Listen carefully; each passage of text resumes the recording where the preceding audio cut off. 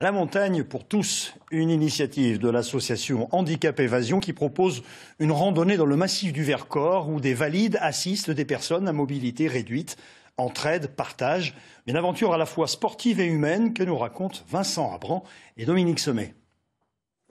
Pour leur 4e jour de marche, ce sont les sous-bois du Vercors qui accueillent ces randonneurs pas tout à fait comme les autres. On est fous, mais on aime. Nous, on fait une danse, toutes les deux. Un coup à gauche, un coup à gauche, un coup à droite. On est pas mal comme ça. Dans cette chorégraphie, il y a les handi-marcheurs, les accompagnateurs et les passagers des Joëlettes. Ce fauteuil tout-terrain permet à des personnes invalides de découvrir les joies de la randonnée. Alors si tu le sens comme ça, tu nous aides, hein, parce que je sais pas si... Allez, go, go, go, go, go, go, go. On est là pour le même objectif et c'est rendre des personnes heureuses et nous en profiter aussi pour avoir des vacances hors du commun. Des vacances hors du commun avec des personnes handicapées. 5 séjours d'une semaine se succèdent pour effectuer une grande boucle au cœur du massif du Vercors.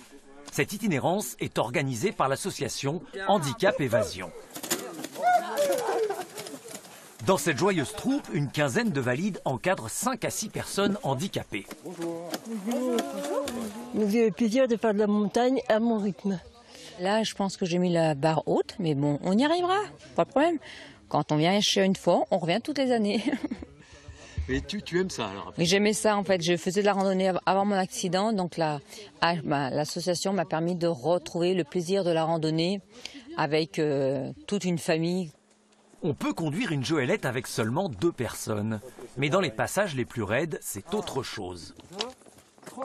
Allez! Tous les accompagnateurs sont bénévoles. Lors de leur premier séjour, ils viennent pour aider, pour donner un sens à leurs vacances. Puis ils reviennent pour revivre ces moments d'ouverture aux autres et de plaisir partagé. On a l'impression qu'on aide les autres, mais il faut voir que les personnes en fauteuil, ils nous apportent énormément.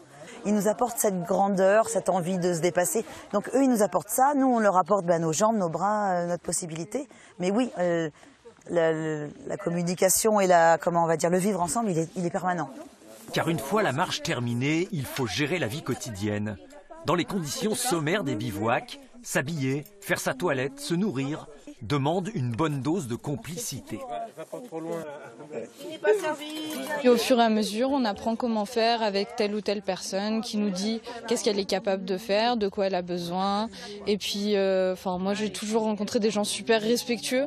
Donc, dès que j'avais un problème, j'étais fatiguée ou je faisais autre chose, on peut demander à quelqu'un d'autre de nous aider.